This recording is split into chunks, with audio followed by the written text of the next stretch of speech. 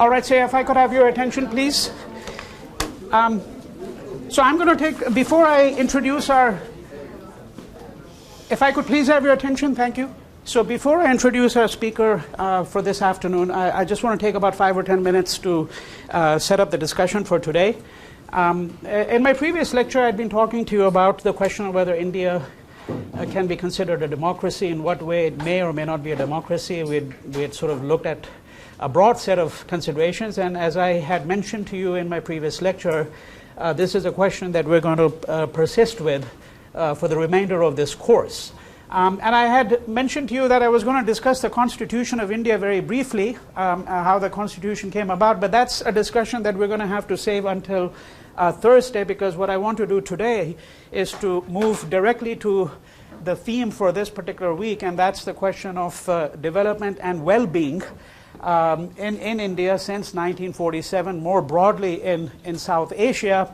And the principal reading that you have for this week is a book by Amartya Sen and John Dreze. They've done a number of books together in previous years, An Uncertain Glory, India and Its Contradictions. So this is a book that was published just a very short while ago last year, and it brings up the narrative that we have had in previous books by them all the way to the present.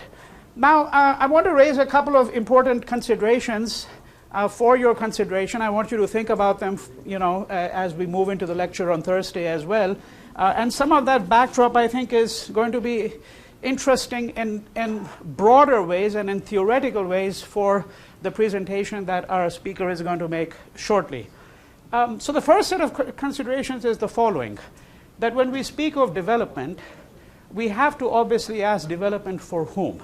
And what do we actually mean when we speak of something called development? There is a politics to development, and we know that there's a very substantial critical literature that has developed on this particular question over the course of the last 3 to 4 decades. Many of the people who are sensitive to the critiques have come up with such conceptions as sustainable development, development with a human face, alternative development. There are some much more radical critics with whose works I'm actually much more sympathetic. So you'll hear a lot more about that on Thursday rather than today. And those critics, in fact, have spoken about alternatives to development, not just alternative development or sustainable development, but alternatives to development. Because the idea of development, in fact, has actually also been quite pernicious in various ways, even though there is a broad kind of liberal consensus about the necessity of development. But one of the things that we know from the work that various scholars and critics have done over the course of the last 4 or 5 decades and activists is that in many parts of the world, in the global south, including India, of course, development's effects have been extremely unbalanced. There are people who have benefited enormously, and then there's a much greater number of people who have, in fact, actually suffered immensely under projects of what are called development. People who have been displaced, for example, by large dams. There's a massive amount of work that has been done on the number of people who have been displaced. It's estimated that 110 million people have been displaced by dams and projects related to large dams globally in the course of the last 3 to 3.5 decades. I'll have to take questions later on because I just want to set up the discussion, okay?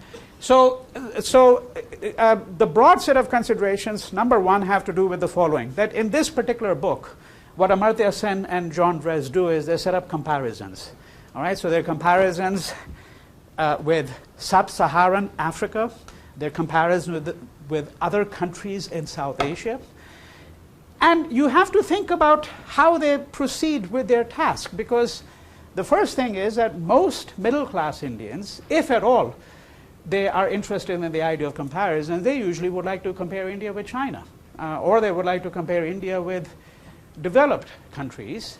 And so one of the strategies that Sen and Dreze use is they throw you off immediately by the fact that they're actually making comparisons of India with sub-Saharan Africa, which is a set of countries that India would rather not be identified with or compared with, or they'll make comparisons with countries such as Bangladesh.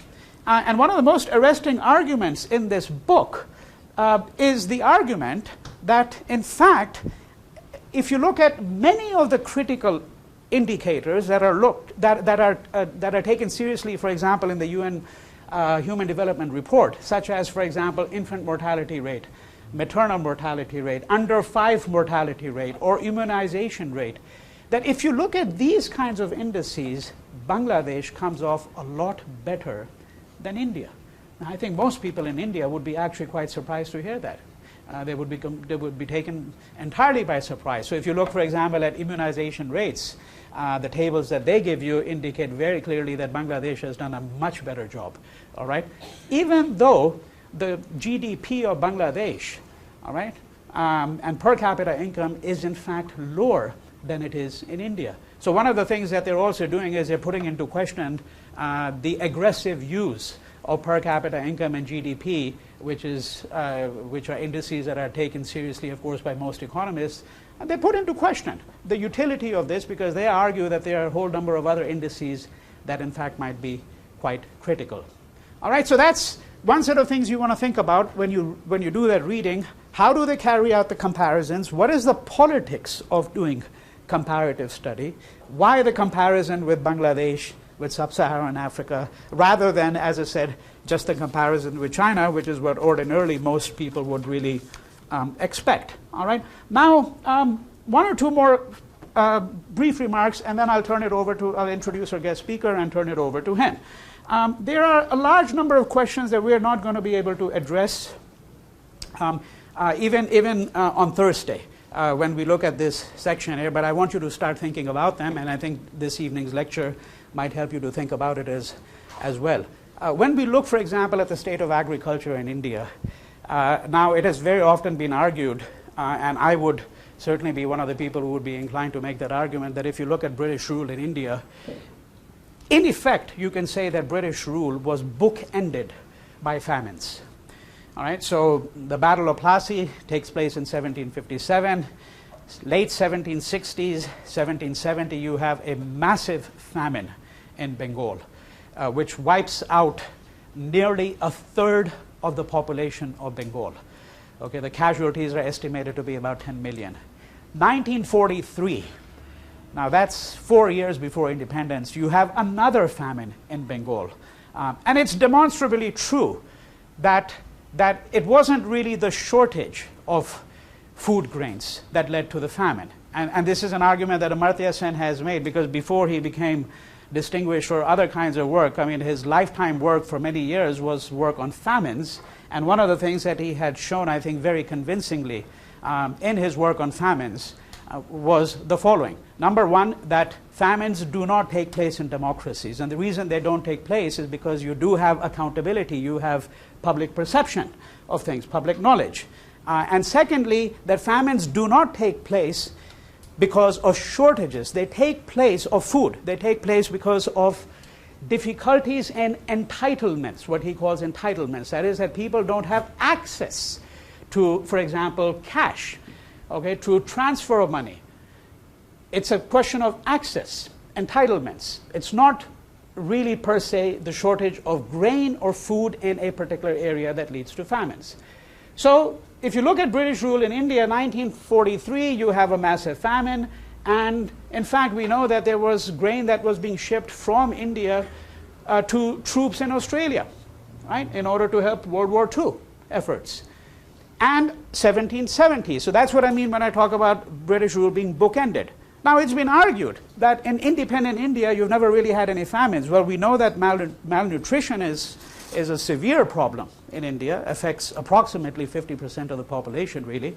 Okay, and we do know that there have been districts in Orissa, for example, where there have been what you would call starvation deaths, explicit starvation deaths. But I think most people would argue, and I think Amartya Sen himself would actually argue, that you haven't really had famines, right? But the geopolitics of food is, in fact, a rather complicated set of questions. So one of the things that they don't do in this book is they don't look, for example, at how the massive agricultural subsidies in the United States have consequences, and I would say largely disastrous consequences for agriculture and for rural life in large parts of the global south, including India. This is something that they don't actually address in this book. because that liberal view that they have has its own constraints. They don't really want to look at the geopolitics of much of this kind of question. Right? So those are some of the things that we're not going to be able to address at substantial length, but I want you to think about them. All right, now finally then let me turn to our speaker for this afternoon. I'm going to make a very short introduction because I want to have as much time for the presentation as is possible. So our speaker this afternoon is P. Sainath. I think it's safe to say that he's not only one of India's most distinguished journalists, he's probably one of the most well-known journalists in the world. But I think his journalism is also very distinct for several reasons. The primary reason why his journalism is quite distinct is that he has spent well over 2 decades covering rural India. Okay, rural India, his career in journalism spans 3 decades, but he spent 22 years covering rural India, remote districts. You're going to hear a lot more about his work, and you'll see it partly through the archive that he's put together here, a People's Archive of Rural India, which is going to have a public launch in December. So this is, I think, one of the hallmarks of his work is that he has, in fact, actually gone out to large terrains and very different and sometimes difficult terrains. He has an intimate familiarity with rural lifestyles, with the lifestyles of Adivasis. The Adivasi population is what, if I may use the English word, it's the Aboriginal population or the tribal population. He has an extensive familiarity with the lifestyles of Dalits. You're going to hear a lot more about them when we look at the whole question of caste in India. Right? He's been writing for the Times of India and more recently for the last decade, until quite recently, for The Hindu. Both of these are major English language dailies. India has several dailies, but these are 2 of the most well-known newspapers that we have in India. There's a book of his called Everyone Loves a Good Drought, which has, I would say, dozens of stories about access to, or rather failure of access in some cases, to such things as education in large parts of India, to health facilities. So these are stories which in effect actually explore this whole question of development and economic well-being, or in many cases the lack of it, really, frankly, for a vast majority of Indians. All right, so this book itself, published I think late 96, this early 97, has been translated into 10 languages. He was telling me yesterday that it's now in its 46th or 47th reprint. Right? So without further ado, I would like to have you join me in welcoming P. Sainath.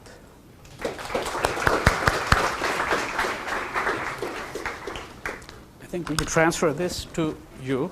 I've got, this No, yeah, because they're doing the recording. Right. Yeah.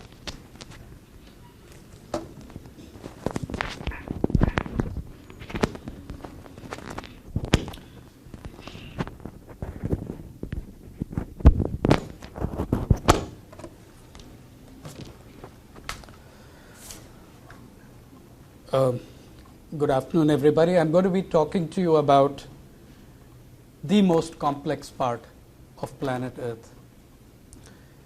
Rural India, when we talk about rural India, we're talking about 833 million people speaking 780 languages. Okay?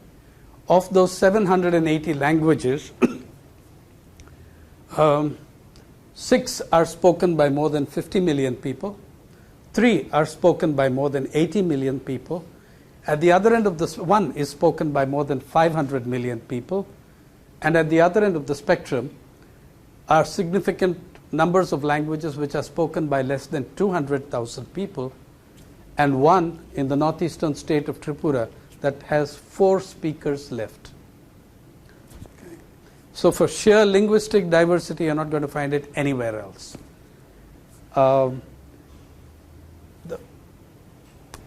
There's a ride I do every year in the state of Odisha in East India. The ride is just about 280 kilometers.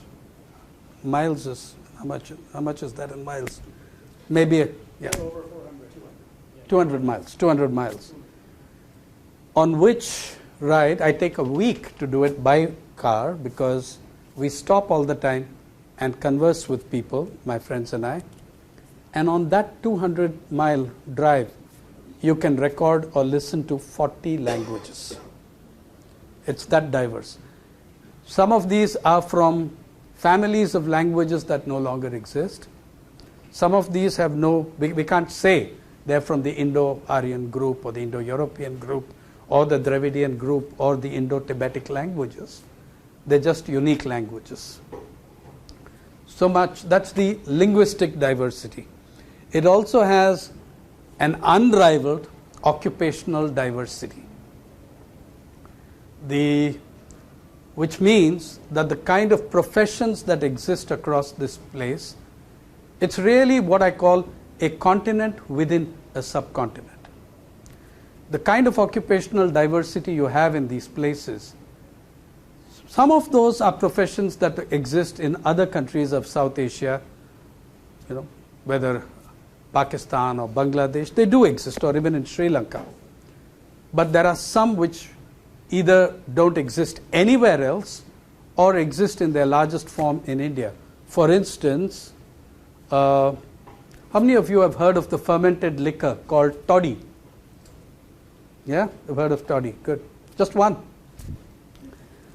Well, you tap date palm trees, you climb the date palm, you cut into the sap, you put a pot over there, then you climb down. This is with your hands and legs.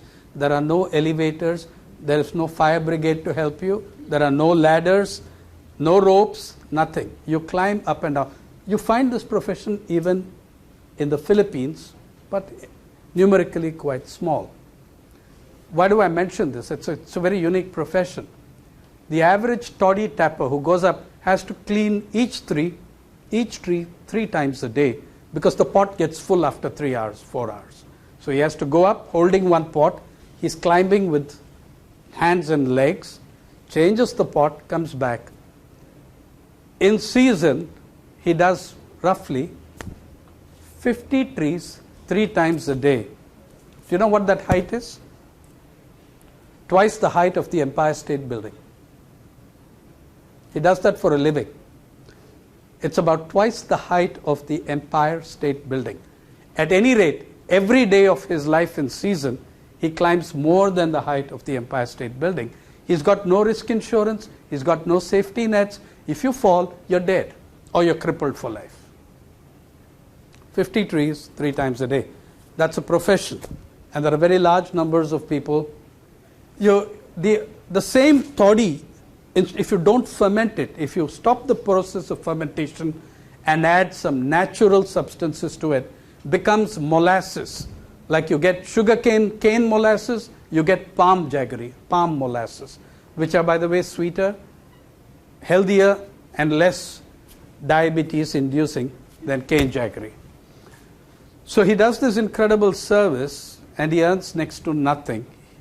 The toddy tappers as a group are mostly below the poverty line. There are other unique professions like what are called Colossus, once existed all over the world. Nowhere else in the world today do they exist. And there was a time when the Phoenicians were the masters of these. The Colossus are ancient wisdom hydraulics experts. In the ancient world, you had a problem. You built a big ship. Maybe you built a beautiful big ship, but you built it on dry land. The really difficult task was getting that big ship into the water without damaging the base. So that's how slipways, jetties, all these things came up all over the world. But this class of people have been at that profession since before the time of Christ. And to tell you give you an idea of the fact that they are still active, in year 2000 in the southern state of Kerala, a cyclone blew an entire train off a bridge. And the train unobligingly fell plumb in the middle of a raging river, not near the sides, so they couldn't get it out. They brought in the army, which had the cranes to do it, but they couldn't get the cranes close enough. And to build the kind of structures to support the cranes nearby to the train in the water, it would have been cheaper to just let the train remain in the river. The government of Kerala signed a contract officially with this ancient community called Colossus. They had the train on shore in less than 100 hours. They did not tie ropes around it and pull it. They went into the water. They created artificial embankments, underground canals, used the river in spate, the fury of the river in spate, to push the train to the shore from where the army took over and took it up. So that's the Colossus and their ancient hydraulics wisdom. They actually had the train out of the water in 100 hours, brought it up to the shore from where the armed forces took over. Now, rural India is, so its occupational diversity is unrivaled, linguistic unrivaled, extraordinary number of, there's a multiplicity of cultures, extraordinary heterogeneity, and it's also in the process of an extremely brutal transformation, which is the economic policies and drive of the last 22 years, neoliberalism at its most intense. So the collapse of agriculture has driven tens of millions of Indians from rural India to the cities in search of jobs that are not there. Some of the most ancient cultures are breaking down. Many of the languages are going extinct. Many of the profession, nobody knows how many schools of weaving there are in India. No one knows how many schools of pottery there are in India. Many of these are disappearing. It should be said that so that we don't romanticize everything that's in rural India, that rural India also has much that is ugly, barbaric, regressive, and needs to be broken down. However, the nature and process of the transformation that is underway is strengthening the barbaric and the regressive and destroying the beautiful and what we need to cherish. Like the panchayats, the caste panchayats of Haryana have actually become much stronger in the last decade or two than the ones that order. These are caste panchayats. A girl marries outside her caste in the village. They order the execution of the couple. That's a caste panchayat in Haryana, right? And these sort of institutions have actually strengthened with that kind of change, whereas the best and the brightest are in erosion and in breakdown. As when I told you, I've been a full-time rural journalist for 22 years. And we felt, my friends and I felt that we needed to capture this incredible entity, a continent within a subcontinent. To give you an idea, when I gave you the figure of 780 languages, I rang up the guy who did the survey. He conducted India's linguistic survey, Professor Ganesh Devi, and just wanted to confirm with him that it's 780. He said, actually, we got it slightly wrong. I said, how wrong? He said, well, we underestimated by about 100. I asked him, how could you make such a large error, about 100? And he gave me an answer which I believe you can get only in rural India. He said, well, we had only 3,000 researchers. Okay. So, but when you're talking about 833 million people, 3,000 researchers isn't enough. So we decided that we wanted to put rural India, access rural India, give rural Indians an exposure to the world, to do a very different kind of journalism. It's the kind of journalism that I've practiced for 34 years, which is trying to do journalism from below. When I work in the countryside, I stay with the communities that I write about. I live in their areas, I write about them, and I try to see the world through their eyes. So we decided to do this online. It's both a living journal and an archive. It's got audio, video, text, still photos. We have the only collection in existence of about 8,000 to 10,000 black and white images of rural labor and people at leisure as well. And one of the USPs, for instance, if we show you excerpts of some of the videos, one of the USPs is that the videos can be viewed with subtitles in very different languages. So you can watch a video, a film that's been shot in Tamil, you can watch it with Punjabi subtitles or with Telugu subtitles, so that the number of people who can access that grows exponentially. It's also a responsive design site, which means it folds back to your tablet or to your cell phone. If you get onto it, you will find it perfectly accessible on your cell phone. Now, what are the kinds of protocols we follow in making the videos and the number of categories that we have? Oh, just hold that one. This is Indian technology. It's called a jugaad, and it's a miracle of waste recycling. The whole thing has been, that car, that Jeep, has been put together for less than 200, how much is that? 100 is about 6,000. So 10,000 rupees is about how many dollars? 10,000 less than. Yeah. Can you imagine that has been put together for less than $200? It moves. The front part of it is from a 1938 Willys Jeep. The back part of it is the casing of a bullock cart. The engine is a 5 horsepower water pump. Diesel pump for water of the Kirloskars. The wheels are of different sizes because they've been picked up from the Air Force dump. One of them is an aircraft wheel. Okay? It's called jugaad, meaning something you just fit together. The damn thing works. Okay? It takes food grain from the fields to the home storage. It takes grain from the home to the market. Yeah? It's a miracle of ingenuity that they put, every single part of that has come out of a waste dump, meaning several waste dumps. The front part has come out of an auto waste dump. The wheels have come out of the Air Force waste dump. Yeah. Incidentally, the auto lobby in 3 states has had the government ban this in the name of safety, because if you can buy a car for $200, who the hell would buy your BMW? Right? So they've got it, they've lobbied and got it killed. But that's just one example of the ingenuity of the countryside. Some of the other professions, can we go to the one guy pushing the coal? Yeah. No, just on the front page. Okay, you're in categories, that's fine. Let it be. Can you move to the next?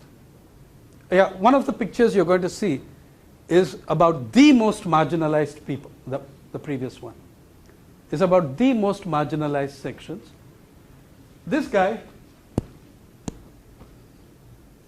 get to the photo. He is pushing 250 kilograms of coal. That's about 400 plus pounds, almost 500 pounds. Yeah, 2.2 pounds to a kilogram. So he's pushing about 550 pounds of coal on a bicycle. You can't use that bicycle anymore as a bicycle. He's using it as a trolley because it's what he's got. He's picking up coal from a waste dump, in which respect he's providing a national energy saving. And you know what he gets in return for that? It's a criminalized activity. You're stealing from the state-owned mines. But he actually provides cheap coal to poor consumers in the towns. He takes it from the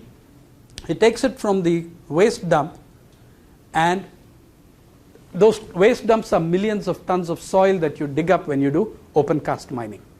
From that, there's about 3% of coal which his wife and other women extract. It's an extremely laborious process. Puts it on his cycle, and you can see others in front of him. They walk in long lines because if you fall down, you can't pick it up. You need at least 2-3 others to pick it up. You come to a puddle or a river or a ford, 6 people have got to take your cycle across, then come back for the next cycle. Okay? He earns a net on trip of about 30 rupees. A net of 30 rupees. That's how many cents? 60 rupees. Yeah, that's about 45 to 50 cents roughly. Yeah? And the distance he covers on this particular walk, I know because I walked with him, is 42 kilometers. And he was earlier an agriculturist, but the coming of the mines, the coal mines in the area, destroyed agriculture because open cast mining demands that you dig up between 15 and 25 meters of topsoil and throw it aside. When the coal is over, you can't return to agriculture because the land is gone. Right? So that's, again, one of these unique professions, so to speak. Yeah. So people are resisting that. People are fighting against it. 1,000 battles, 1 million mutinies continue in different parts of the country as people resist the acquisition of their land by the state to hand it over to large private corporations. I'm going to show you a little video. I don't know how the bandwidth is faring, otherwise we'll show it to you from the USB. But just can you show them the categories page? What all are the kinds of things we cover? This entire site is run pro bono by 200 to 300 volunteers. We're getting about 4 a week. More than 100 of them are professional journalists and who do it free for us because it won't fly in their channels or in their newspapers. They give us their work. Maybe work they've already run, maybe work they haven't run, but they work for us. The first one, if you mouse over the first, you see things we do is about the labor that poor people do. Now that woman, can you just click on that photograph? The woman you see in the photograph, she is a Bonda tribal. She's about 4 feet 2 inches in height. She's carrying 35 kilograms of firewood on her head and walking uphill. If you look at the distance of if you look at the inclination of the wires, she's walking uphill with 35 kilograms of. I tried it. I took it from her and my neck disappeared. Then I very happily gave it back to her, but she was peeved because I was just wasting her time. Right?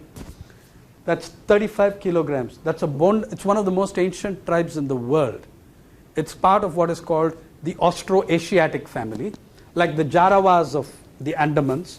They are linked in that sense and are listed by the Royal Anthropological Society as one of the most ancient hunter-gatherer groups, the Bondas in the eastern state of Odisha. Now this is a very common thing. The average Indian rural woman can spend 1/3 of her waking life on 3 chores: fetching water, fetching firewood, fetching fodder. When you get displaced from your land and the state takes it over, you're moved somewhere else where the distances might double, and that woman is doing twice the amount of work she did, walking greater distances for water, walking greater distances for gathering firewood, and facing the hostility of the new communities where they've been relocated because of the resource crunch. One of the giant battles being fought in the east of India is against the acquisition of land for a project of the giant steel company, the Pohang Iron and Steel Company, POSCO, which is a South Korean company. And 7 villages and thousands of acres of farmland have just been theoretically handed over by the state to POSCO. People are refusing to part with their land and fighting. The journalism from below consists of trying to give them a voice or let them speak to you, let them address you. In one of the confrontations that happily didn't take place on the day, in the village, it's called Dinkia. It's something like the Asterix's village. It fights all comers. All the villagers had gathered on the edge of the village to resist the police takeover of their land. And one of them is a fisherman, part-time, because he can't sustain himself from it. He's a part-time landless laborer, and he is a poet, and a singer. Listen to him. You can watch the. There are subtitles in English. Found it? Yeah. Yeah.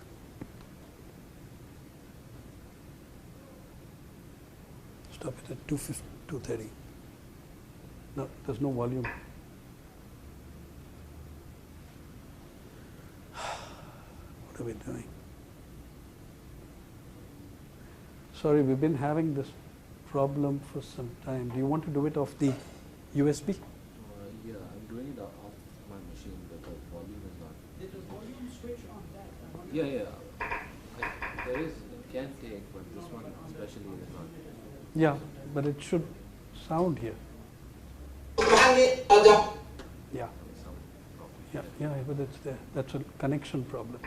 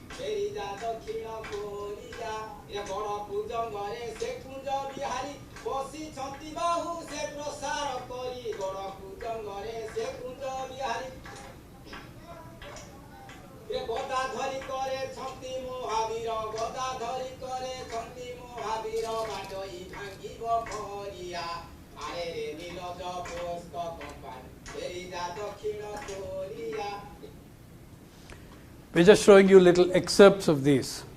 This is the sort of stuff that will never make the mainstream channels. It'll never make the newspapers in the mainstream. Yeah? You saw the kind of people who were sitting there. They are out of the bowels of the earth in that place. They're very poor people or marginal farmers. Yeah? They also have something to say about our process of development. And you saw he was very, if you read the subtitles, he was telling you what will happen when the new port comes, how paddy will disappear, how their other produce will diminish, everything. He's giving you a very good perspective with mythological idiom, with his local religious and spiritual idiom. Now, the website is not only about videos, but I wanted to show you some of those because we have subtitles in English for some of them. You can move to the next region and get an entirely different picture, a very different song, and I'll show you one from the other corner of the country, in Kerala, in the remotest region. It's a panchayat, meaning a group of villages with an elected council. In the remotest panchayat of South India, not a word of English is spoken.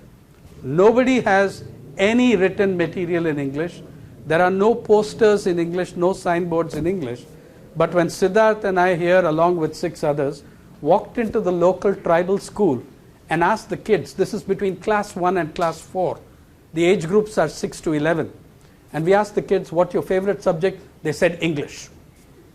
Now, how the idea spreads and how the lyrics spread is beyond me.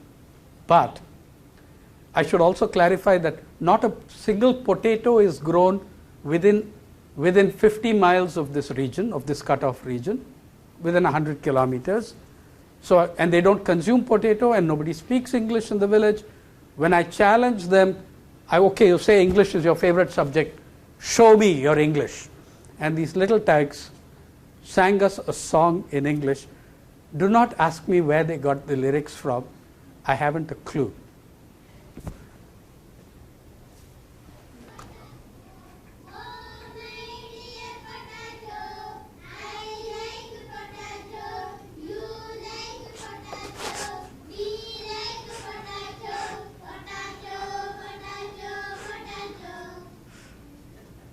What happened?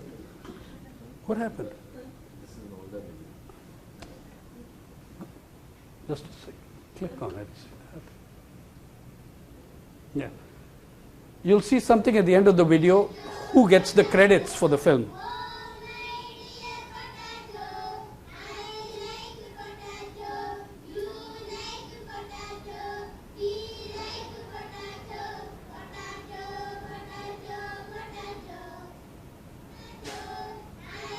Yeah, stop. You can stop it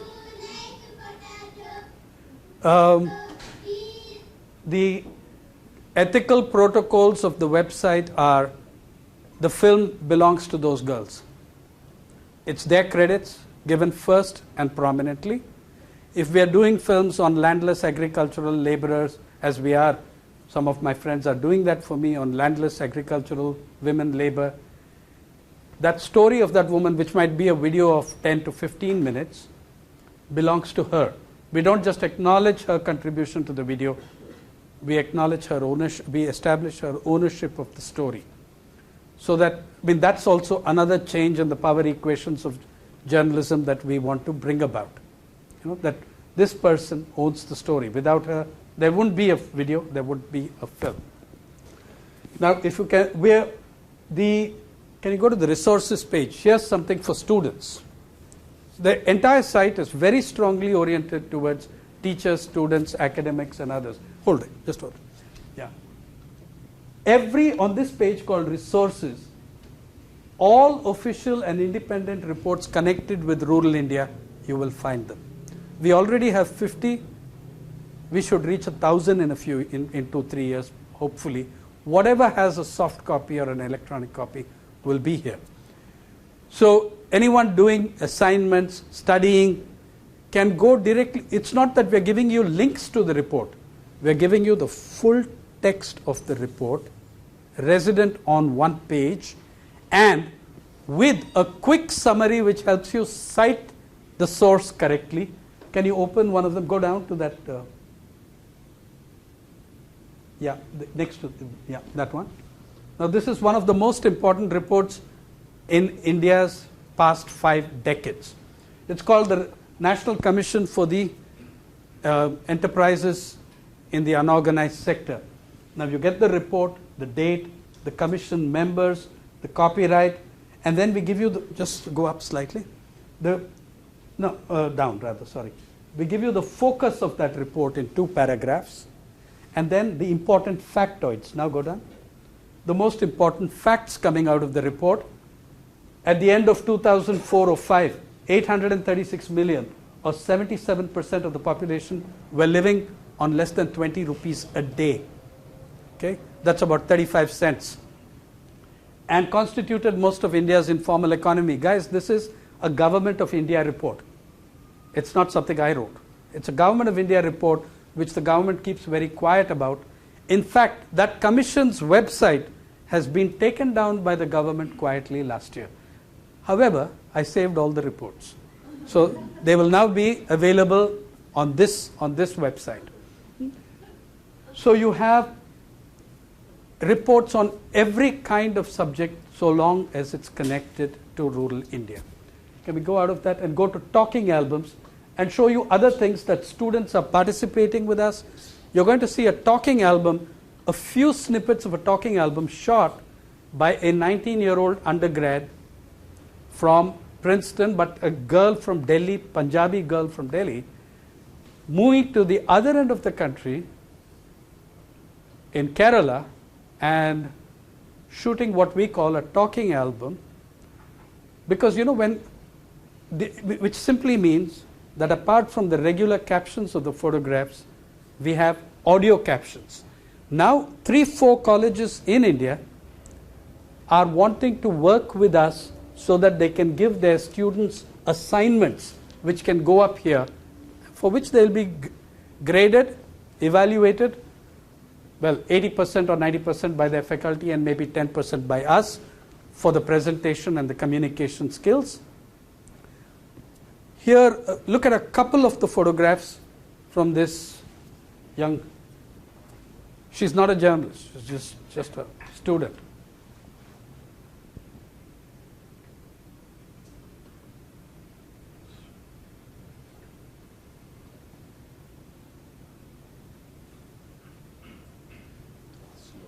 Slow. Welcome to the Green Army's battlefield. This fighting outfit is Kerala State's first skilled agricultural labor bank. Their battle is to ensure food security and make the block panchayats they live in self-sufficient in food grain. They're fighting to boost paddy cultivation and extend it to lands that have lain fallow for years. Also to blend traditional farm wisdom with appropriate modern technologies. This is an initiative of the Vanakanchari Block Panchayat in Dreze district. It rests on people's participation in farming, but also involves the local government and the state. Most of the female troops of the Green Army are members of Kudumbashree, Kerala's extraordinary anti-poverty program. The training involved also offers some solution to acute labor shortage in the farm sector. I shot these photos with the 97,000 in Varavakpur village of Desmangalam Panchayat. Let it move. Moideen has been using the Green Army services for 2 years. A few years back, labor would have been hard to come by. Now, all it has taken him is an application requesting labor and a fee to the Green Army, which in his case was Rs 3,000. Lata says she likes this work because it is rewarding to revive a piece of land that has lain barren for 8 years. And it is also empowering to be able to earn for her family. Through this job, she manages to earn from Rs 8,000 to about Rs 10,000 in a month. Of course, she... Correct. Yeah. There are 14 photographs in that album, and each of them has an audio caption describing the picture, which is different from the print caption. It's more personalized, the photographer giving her experience in the field. Okay, go to the other one. You saw that photograph on the front page. Go to the second one. Meet Kishan Yadav pushing his heavy load of coal on a bicycle from which he has removed the chain and reinforced the bars. At some point, he'll remove one of the pedals as well, as it could cause an obstruction to movement or simply break. He walks barefoot, tucking his chappals close to his armpit. That gives him a better grip on the road. Besides, the poor often seek to protect their footwear more than their feet, especially new footwear. It's one hell of a walk from the loads. Yeah, move. This Go is to the one next of one. the... Yeah. Yeah. This is trying to push well this over for 600 pounds. Obviously, somebody did successfully. I tried my hand at it with a much smaller load. I struggled across some 3 kilometers before the real Koilavalas ended my agony and their entertainment. My neck, back, and shoulders ached for days, and I imagined the smell and taste of coal dust in my nostrils, mouth, and throat. Get out. Yeah, it's endless. The project has just begun. It can never be completed. But a couple of other things that I'd like, can you go to the map? Everything, all the content on this site will be mapped. And you can reach the content via the map as well. Now, if you go and click on one of those places and there's content related to that place, it will spring up here. View more content for that. Later, we'll have a filter which will divide it into different sectors. There's one unique sector which I'd like to show you. It's called faces. We are trying to capture the sheer facial diversity of India. In the process, we have found that we are also capturing the occupational diversity. Just scroll up and down this page. All these are Indian faces. There are 629 districts in India. we are photographing one male, one female, and a child or adolescent from every one of 3 districts.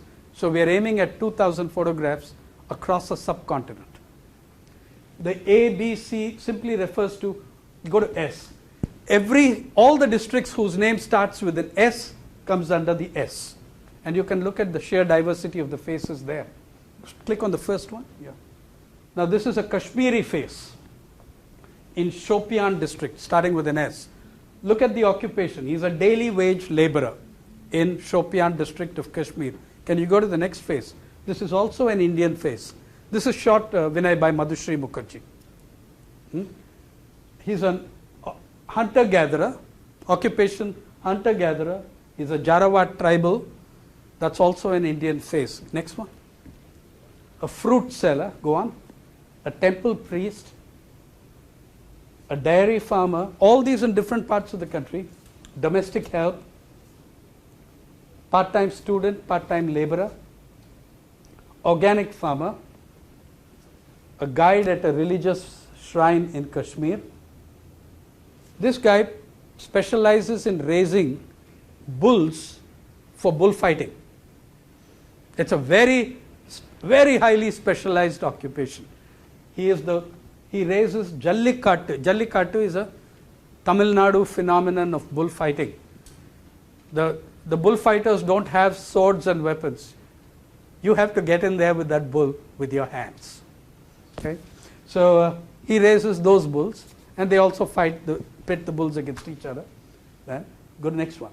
That's a well digger, a professional hereditary well digger. You have a family farm.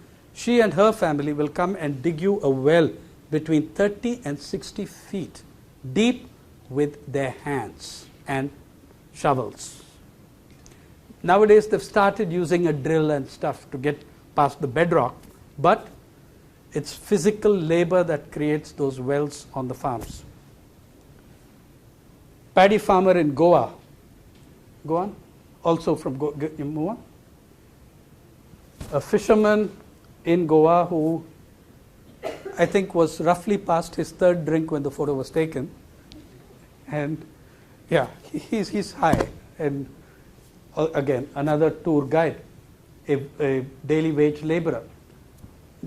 Get out of faces. Now we have one of the things that's happened even before the site has gone live.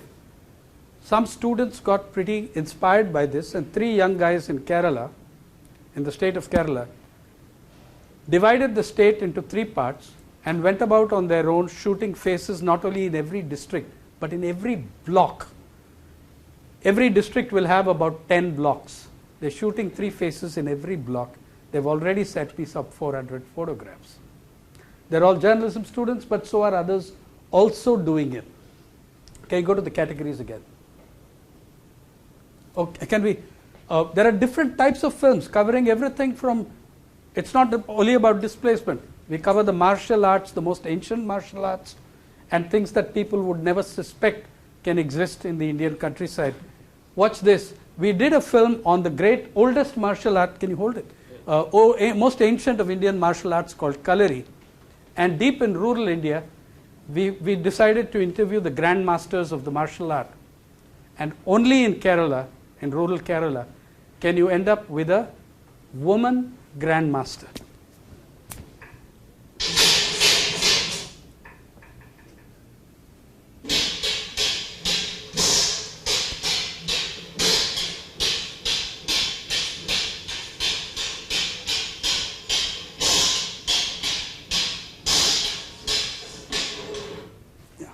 That's a 21-minute film. We don't have the time. I just showed you the excerpt. There's such diversity, such incredible diversity.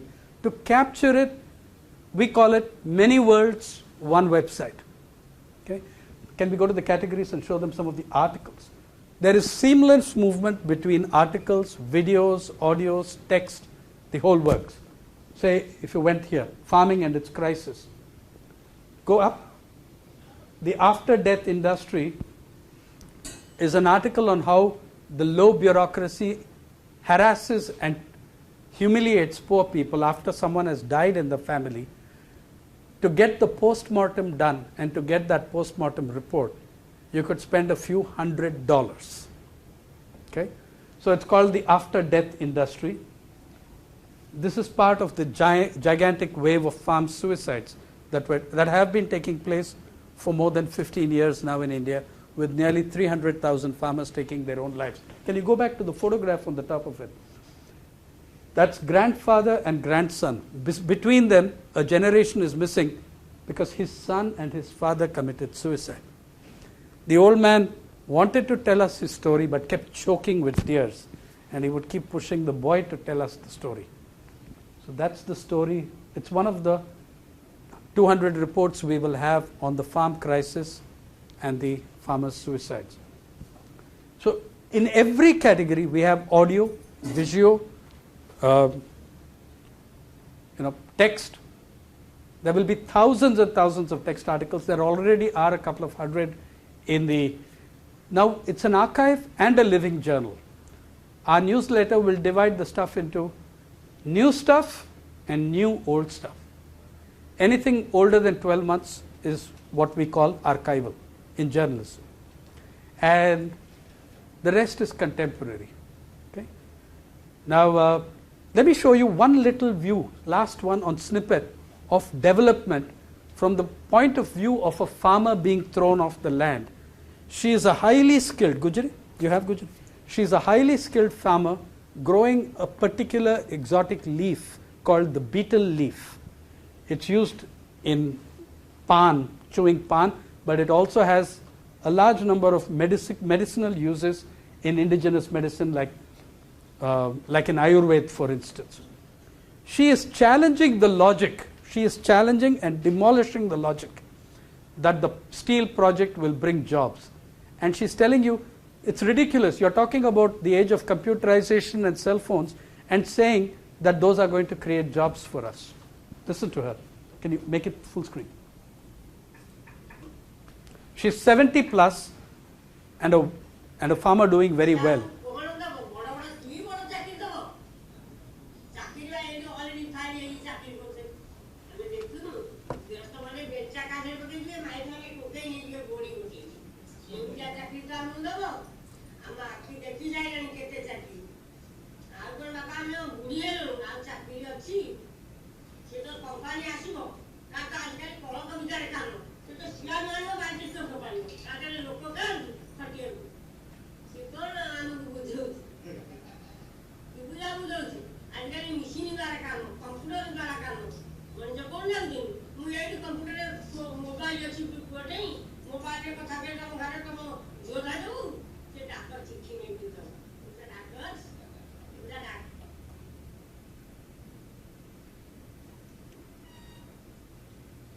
Okay, we cut it there.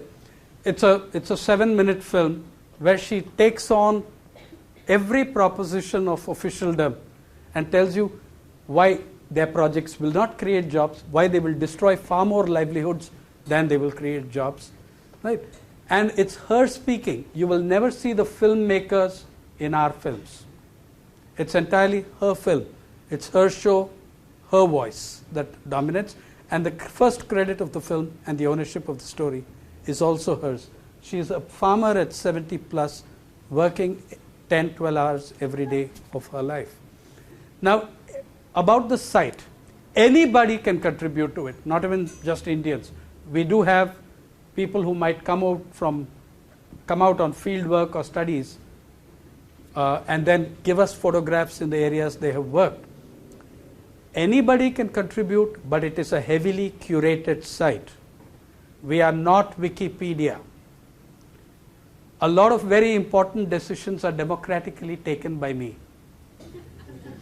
Okay, and so it is a controlled and edited site, but the emphasis is to give the space and the time to the voices of ordinary people. Now, since we have just a few minutes left, we haven't shown you 1% of 1% of what's already there, and we haven't created 1% of 1% of what's possible. Okay, but it goes live on December 20th, and there is a contact us down there so that people can write to us. Assignments on India, we'll consider. If it's good enough, we'll put it up. If you've written a good piece, we'll put it up. Or we might ask you to redo it from the point of view of a journalistic skill and a journalistic writing. This site is very heavily oriented towards teachers and students in 3 or 4 ways. One, every year you guys do your final assignments and it goes into the exam department's cupboards to be shredded 10 years hence. Okay? Something you put up here will be seen by your peer group, your parents, your friends, your rivals, whoever. And I think it's a great incentive for students to put out their best, because it's going to be seen by others, not just by the examiner. It's going to be a teaching tool for teachers to use. It's already being used. Even though the site is not live, what's there is already being used by teachers in the classroom. I just showed you a few seconds of videos that are 10 to 20 minutes long. Right? So it has a lot to do with students, a lot to do with teachers. You saw the resources and the report stuff that's there. We have sections that enable anyone to participate. We have a thing called Little Takes, on which you can shoot on your cell phone a video.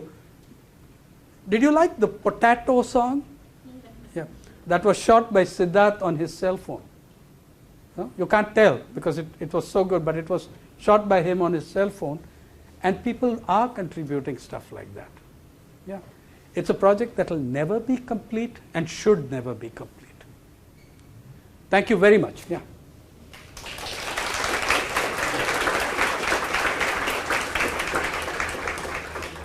We have a few minutes for questions. Anybody would like to make a question or offer a comment or suggestion? Yeah. Do people ever not want their voices or their faces recorded? Yes. Across 34 years in journalism, there are people who will say no, and you cannot force them to. That's their choice, that's their call. It's their story. If they choose not to speak to you, you can't force them to speak to you. But in the conflict situations and in the majority of situations, people also want to put across their point of view. So the larger experience for me, and it varies from state to state. A state like Odisha in eastern India, people are very camera shy, the tribals, the Bondas whom you saw. Those photos, those stories were told by my staying there for a month or 2 months. Then you get accepted, perhaps. I did. In the southern part of the country, where Bollywood, where film actors have been chief ministers, it's the other extreme. People are really, really very, very media savvy. Okay? We have made films on the makers of musical instruments. Okay? The most ancient musical instrument in the south is called the Nadaswaram. It's a work of incredible skill and art. Not only did they ask us to make the film, every month we receive a call from them saying, "What happened to my film? You said it would be up by now. You said we could see it at the internet cafe." Okay, so that's the other extreme. It's also the job of, it's part of the skill set of a journalist in convincing people of our credibility that by talking to us, you will suffer no damage. And mostly, rural Indians are exceedingly polite and generous people, mostly. Yeah. So, yeah. Please go ahead. Have you faced any backlash from this? From? Any danger from the government? Or? I've been doing this sort of stuff for 34 years. Okay? As you will doubtless learn from Professor Lal, India is a very peculiar democracy. If you belong to the top 10, 15%, you enjoy a democracy that people would not enjoy here. Below that, there is a huge democracy deficit. So suppose I had been a village level stringer or a district level reporter, I'd have been in big trouble. I'd be dead for the kind of stories I do. But since you belong to the right 10%, that's your insurance. Caste background is a factor, class background is a factor, social background is a factor. And the Indian press is fairly anarchistic till now. Now we are getting to be more and more like you. Corporate ownership, absolutely. Some of the stories you saw were done in the mainstream media. The written text articles you saw, they were published in one of the biggest English newspapers in the world. But those spaces are shrinking. So the hostility that I fear is that of corporations, owners, and media owners, and murder in the newsroom. That's really the enemy I fear. States and governments will handle. We've done that before. Cloth-headed censorship stuff, that doesn't work in India. It's too anarchistic, it's difficult. But as I said, that depends on your social background, your class background, the insurance of working for a major national newspaper. If you were a small district level reporter, you'd be in very big trouble. Yeah. You said you've been in journalism for 30 years and covering rural India for 22 years. Over that time, has stuff generally gotten better, worse, stayed the same? Do you see a greater awareness now that over time? Or? It's complex. For some people, for a certain section of the population, a smaller section of the population, they're doing better than they ever dreamed they would. For the poorer sections of the population, they're doing a lot worse than they ever dreamed they would. Okay? The big phenomenon, in fact, the migrations, everything, the big canvas phenomenon is the growth of inequality worldwide, and very particularly in countries like India, China, South Africa. That growth of inequality is deadly. So you can have, say today in the countryside, I showed you the story of that farmer's suicide. Who benefits? The seed companies, their salesmen, their representatives, that straighter, the guy who runs the input shop, the input dealer, the guy who's selling you fertilizer, seed, pesticide. He's doing very well. He's on his way to being a millionaire. Yeah. But his clients are doing terribly because their costs are much higher, they're bankrupt, agriculture is tanking, overuse of pesticides has killed the soil and killed farmers also, because pesticide has a very, very, very how does pesticide work? It disables the nervous system of the insect. What makes you think it won't do the same to human beings? So kids spray pesticide in the fields and they have very serious illnesses from that. Children die from it. People die from it. Sri Lanka banned pesticides in 3-4 farming areas because of the kind of problems that came up with it. So return to your question, the inequality quotient has grown so badly that today, as of yesterday, today's 21st, right? 20th, Forbes, you've heard of Forbes magazine. Forbes Asia has a cover saying the 100 richest Indians are now all dollar billionaires, right? At the other end of the spectrum, you have to look at the fact that's 100 people in a population of 1.25 billion, accounting for a net asset worth of 346 billion, which is about 10 to 12% of GDP. In 100 guys have got it nailed down. Well, 4 girls, 96 guys. So that's the figure.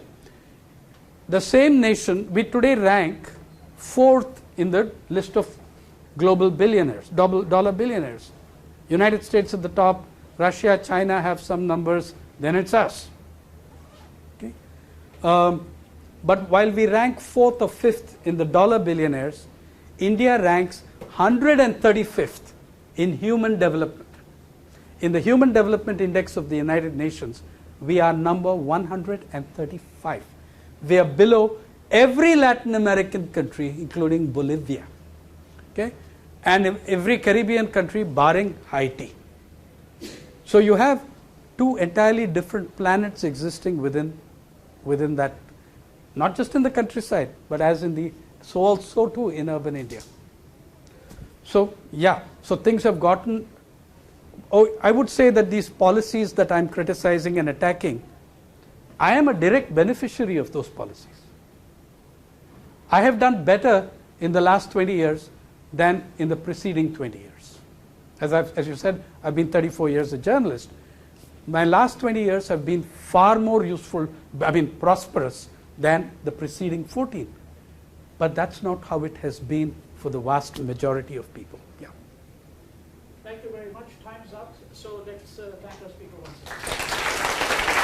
Thank you.